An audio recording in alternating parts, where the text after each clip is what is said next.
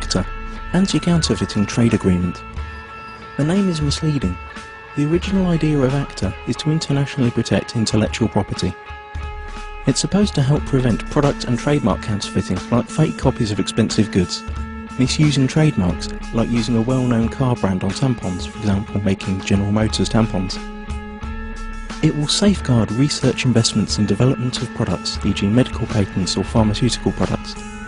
It's also supposed to support artists and journalists and allow them to produce higher quality work in internationally harmonised copyright laws. Sounds great, doesn't it?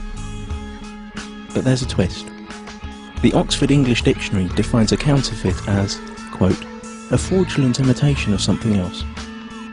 But when a file is copied on the internet, it is exactly the same as the original, not an imitation, and it is not stolen since the original is not removed.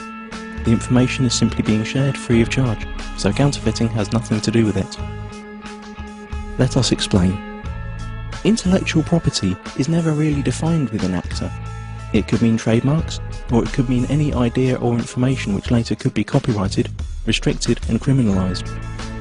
This will have a tremendous effect on the internet as we know it. The actual ACTA text covers a huge range of topics and is very complex and hard to grasp, so we will explain what happens on the internet in a hypothetical real-world analogy. Imagine paying for a cookery course. During this course you learn how to cook some really tasty fried chicken. Then you return home and teach the recipe to your wife. But here's the catch. According to ACTA, you are now both criminals since you shared that information for free when only you had paid to learn it. The ACTA regulations are clear. When you're suspected of sharing copyrighted information, depending on the country you live in, then your access to any kind of courses will be blocked, you will be fined or sent directly to prison. But surely no one would find out that you'd shared the knowledge of the secret fried chicken in private at home. And you're right. Under current law, no one would. But ACTA deals with this through excessive surveillance. All your communication will be monitored, and not only yours. Your family, your friends will all be observed, just in case.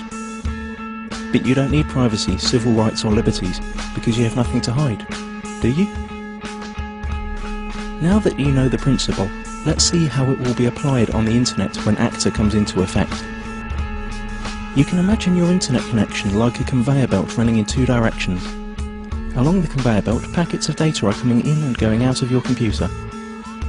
Under ACTA, ISPs, the company you pay for access to the internet, will be forced to open up and inspect every single data package you send or receive to look for copyrighted information.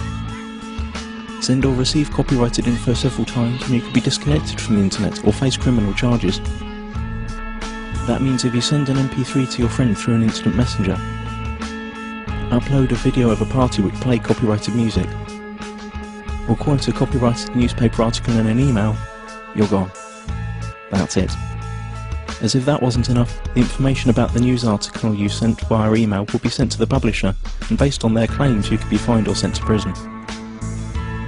ISPs will also be required to constantly check that no copyrighted material or links to copyrighted material are found anywhere on their servers. This will be fatal for sites that hold any kind of user-generated content, like music, pictures or video. How could YouTube or Twitter work under a law like that? So the internet as we know it is on the brink of destruction. But at least you'd think that the money from all these lawsuits would benefit creative people. But musicians, writers, movie makers, journalists, software developers and researchers also lose, because they are now held by the same rules.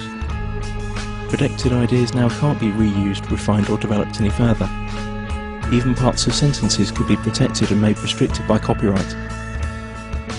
The whole agreement only benefits a small part of the industry, the so-called content mafia.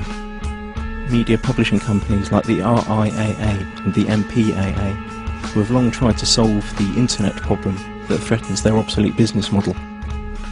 ACTA is the result of their lobbying within the governments that participate in the negotiations. Latest leaks indicate that techniques that bypass the planned content filter and blocking infrastructure will also be made illegal. And the worst thing? It's all done in secret. If you're European, it's even being done by people who haven't been elected by the public. You've already seen where this is heading on YouTube. Videos are unavailable in certain geographical areas. This obsessive copy protection is also a great tool for information suppression. Once all the internet filters and blocking techniques are in place, virtually all information tagged as copyright could be suppressed. Maybe your critical blog or Twitter account, or the video you made about rigged elections and environmental catastrophes, or even the pictures of your kittens. Okay, maybe not your kittens. Not unless you painted a Coca-Cola logo onto their fur. This all sounds unbelievable for everyone who's had even a small glimpse of how the net works. But remember, those who work on the agreement might not have any clue what the internet is about. And once the treaty is signed, their rules will have to be implemented.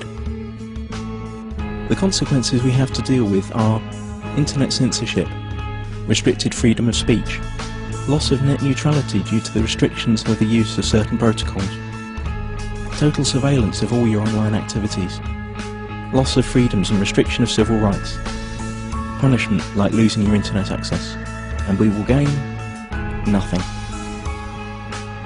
The time to act for the internet is now. Google ACTA. Load your tweets and photoshops. Let it be known that no one messes with the internet and take it to the streets. Stop the Kraken.